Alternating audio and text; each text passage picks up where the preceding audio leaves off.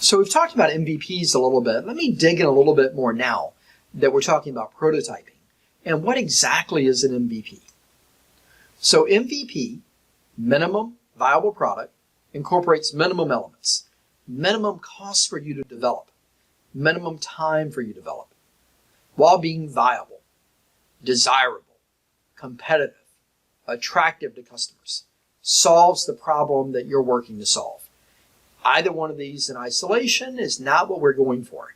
You can have something that's minimum that is not viable. Nobody wants it.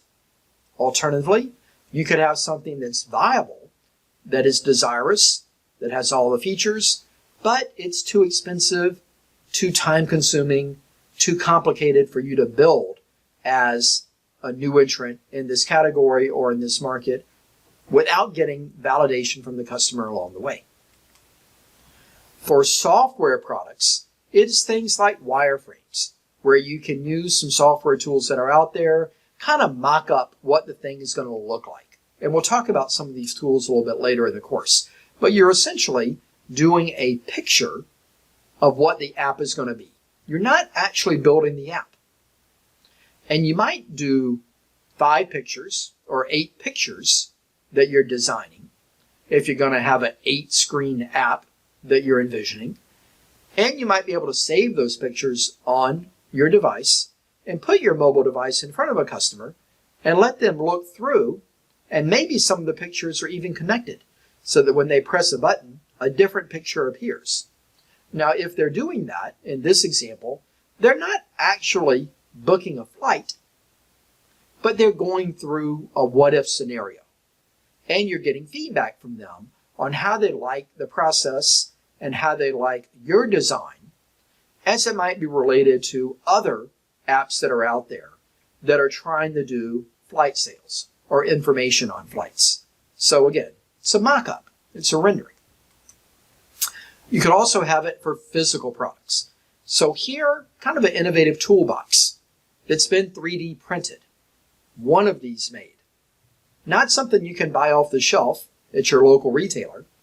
You have made this with a 3D printer, maybe at your local library or your local university or somewhere else that might have a 3D printer for rent.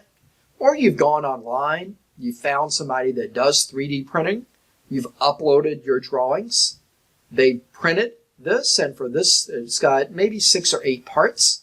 So they ship you the 8 parts. You may have to pay them $40 for them to print each of these things. And maybe your final price point for that thing you've developed is going to be $20. But again, it's not intended as something that you are going to 3D print as a prototype and sell for money. You're just going to take it to people and let them use it and see what they think about it. Again, a prototype, not something we're selling, just something we're using to get feedback. Do they like it? Do they love it? Do they hate it? Why? Why? Why? And then you can iterate and improve on that en route to developing that final product. How comprehensive should the prototype be? It's a big question. It has to be good enough to test the idea. Taking a napkin to someone that has a drawing on it, if it's an app, and saying, oh, what do you think of this? Probably not good enough. Hiring a software development firm for $80,000 to build that app that more or less is the real thing before you show it to the first customer, not smart either. It's something between those. Not the full-on thing, not a drawing on a napkin. But it's good enough to get feedback. You want to know, do your target customers see value in that product? So it kind of has to look like the real thing. If it's a prototype for an app, they should probably be looking on it on a phone that has some pictures and some drawings and some buttons, and it kind of looks like what they would expect an app to be. It's not a PowerPoint slide deck where you're showing them pictures of the app. That's not really a prototype. And are they willing to pay what you would need to charge is something you want to get insight for as well. By this point, when you develop a prototype, you should have a price in mind of what do you think you would be able to charge for this. And as you're showing this to prospective customers, and getting their feedback about do they like the thing, test that price point. Don't ask them what they would pay.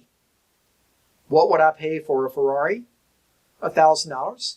If I could get a new Ferrari for $1,000, I'd buy a few. Ferraris don't cost $1,000 brand new. So don't let somebody just come up with a random price point. Instead, give them a dollar value. Would you pay $20 for this? Or would you pay $500 for this? Depending on what your product is.